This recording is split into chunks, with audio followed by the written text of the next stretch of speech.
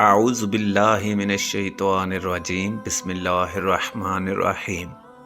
اللہ کے نام سے شروع جو بڑا مہربان اور نہایت رحم کرنے والا ہے۔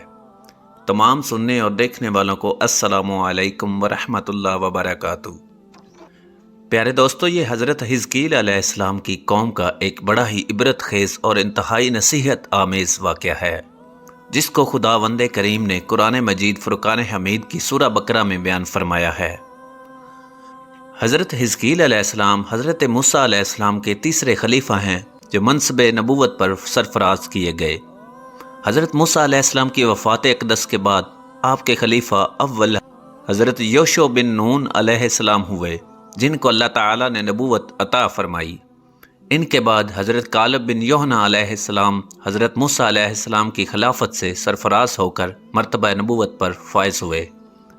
پھر ان کے بعد حضرت حزقیل علیہ السلام حضرت موسیٰ علیہ السلام کے جانشین اور نبی ہوئے۔ حضرت حزقیل علیہ السلام کا لقب ابن العجوز یعنی بڑھیا کے بیٹے ہے، اور آپ ذوالکفل بھی کہلاتے ہیں، اور اس کے علاوہ ابن العجوز بھی کہلاتے ہیں۔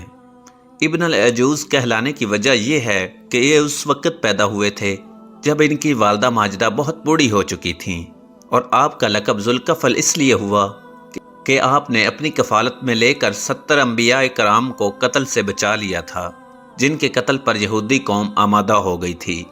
پھر یہ خود بھی خدا کے فضل و کرم سے یہودیوں کی تلوار سے بچ گئے اور برسوں زندہ رہ کر اپنی قوم کو ہدایت فرماتے رہے۔ مردوں کے زندہ ہونے کا واقعہ یہ ہے کہ بنی اسرائیل کی ایک جماعت جو حضرت حزقیل علیہ السلام کے شہر میں رہتی تھی، شہر میں طاعون کی وبا پھیل جانے سے ان لوگوں پر موت کا خوف سوار ہو گیا، اور یہ لوگ موت کے ڈر سے سب کے سب شہر چھوڑ کر ایک جنگل میں بھاگ گئے اور وہاں رہنے لگے۔ تو اللہ تعالیٰ کو ان لوگوں کی یہ حرکت بہت زیادہ ناپسند ہوئی، چنانچہ اللہ تعالیٰ نے ایک عذاب کے فرشتے کو اس جنگل میں بھیج دیا، جس نے ایک پہاڑ کی آڑ میں چھپ کر اور چیخ مار کر بلند آواز سے یہ کہہ دیا کہ موت آ، یعنی تم سب مر جاؤ۔ اور اس مہیب اور بھیانک چیخ کو سن کر بغیر کسی بیماری کے بالکل اچانک یہ سب کے سب مر گئے، جن کی تعداد 70,000 تھی۔ ان مردوں کی تعداد اس قدر زیادہ تھی کہ لوگ ان کے کفن و دفن کا کوئی انتظام نہیں کر سکے، اور ان مردوں کی لاشیں کھلے میدان میں بے گور و کفن 8 دن تک پڑی رہیں۔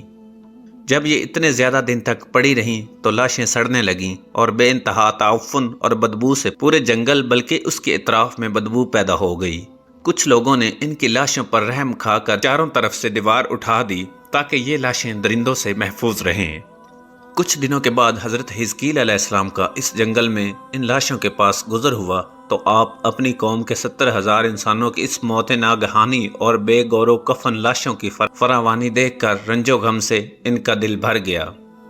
آپ دیدہ ہو گئے اور باری تعالیٰ کے دربار میں دکھ بھرے دل سے گڑ گڑا کر دعا مانگنے لگے کہ یا اللہ، یہ میری قوم کے افراد تھے جو اپنی نادانی سے یہ غلطی کر بیٹھے کہ موت کے ڈر سے شہر چھوڑ کر جنگل میں آ گئے۔ یہ سب میرے شہر کے باشندے ہیں، ان لوگوں سے مجھے انس تھا اور یہ لوگ میرے دکھ سکھ کے شریک تھے۔ افسوس کہ میری قوم ہلاک ہو گئی اور میں بالکل اکیلا رہ گیا۔ اے میرے رب، یہ وہ قوم تھی جو تیری حمد کرتی تھی اور تیری توحید کا اعلان کرتی تھی اور تیری کبریائی کا خطبہ پڑھتی تھی۔ آپ بڑے سوزے دل کے ساتھ دعا میں مشغول تھے کہ اچانک آپ پر یہ وحی اتر پڑی کہ اے حزقیل علیہ السلام، آپ ان بکھری ہوئی ہڈیوں سے فرما دیجئے کہ اے ہڈیوں، بے شک اللہ تعالیٰ تم کو حکم فرماتا ہے کہ تم اکٹھا ہو جاؤ۔ یہ سن کر بکھری ہوئی ہڈیوں میں حرکت پیدا ہوئی اور ہر آدمی کی ہڈیاں جمع ہو کر ہڈیوں کے ڈھانچے بن گئے۔ پھر یہ وحی آئی کہ اے حزقیل علیہ السلام، آپ فرما دیجئے کہ اے ہڈیوں، تم کو اللہ کا یہ حکم ہے کہ تم گوشت پہن لو۔ یہ کلام سنتے ہی فوراً ہڈیوں کے ڈھانچوں پر گوشت پوست چڑھ گئے۔ پھر تیسری بار وحی یہ نازل ہوئی، اے حزقیل علیہ السلام، اب یہ کہہ دو کہ اے مردو، خدا کے حکم سے تم سب اٹھ کر کھڑے ہو جاؤ۔ چنانچہ آپ نے یہ فرما دیا تو آپ کی زبان سے یہ جملہ نکلتے ہی 70,000 لاشیں دم زدن میں ناگہاں یہ پڑھتے ہوئے کھڑی ہو گئیں کہ سبحانک اللہم و بحمدک لا الہ الا انت۔ پھر یہ سب لوگ جنگل سے روانہ ہو کر اپنے شہر میں آ کر دوبارہ آباد ہو گئے۔ اور اپنی عمروں کی مدت بھر زندہ رہے، لیکن ان لوگوں پر اس موت کا اتنا نشان باقی رہ گیا کہ ان کی اولاد کے جسموں سے سڑی ہوئی لاش کی بدبو برابر آتی رہی، اور یہ لوگ جو کپڑا بھی پہنتے تھے وہ کفن کی صورت میں ہو جاتا تھا، اور قبر میں جس طرح کفن میلا ہو جاتا تھا ایسا ہی میلا پن ان کے کپڑوں پر نمودار ہو جاتا تھا۔ چنانچہ یہ اثرات آج تک ان یہودیوں میں پائے جاتے ہیں جو ان لوگوں کی نسل سے باقی رہ گئے تھے۔ یہ عجیب و غریب واقعہ قرآن مجید کی سورہ بقرہ میں خداوند قدوس نے اس طرح بیان فرمایا۔ ترجمہ کنز الایمان۔ اے محبوب، کیا تم نے نہ دیکھا تھا انہیں جو اپنے گھروں سے نکلے اور وہ ہزاروں تھے موت کے ڈر سے، تو اللہ نے ان سے فرمایا مر جاؤ، پھر انہیں زندہ فرما دیا۔ بے شک اللہ لوگوں پر فضل کرنے والا ہے، مگر اکثر لوگ ناشکرے ہیں۔ پیارے دوستو، اس ویڈیو میں آپ نے دیکھا کہ اللہ تعالیٰ نے کس طرح 70,000 لوگوں کو موت دی اور کس طرح اللہ تعالیٰ نے دوبارہ ان کو زندہ فرمایا۔ بے شک اللہ تعالیٰ ہر چیز پر قادر ہے۔